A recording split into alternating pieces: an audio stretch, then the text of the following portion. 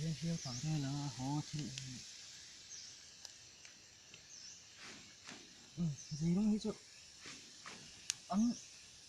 hiếu về chặt chất thật chứ đi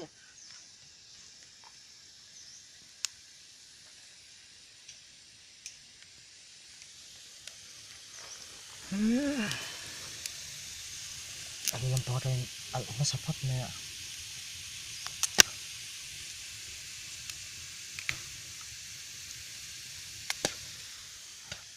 ấy sừng đuôi đi à thì là em mày à ấy thì khá đi à lại thì đậu phát bốc à thế thì đây mình gì đúng mình à sâu nó sạch đấy ấy gì sừng đuôi bay phát cúc cúc mày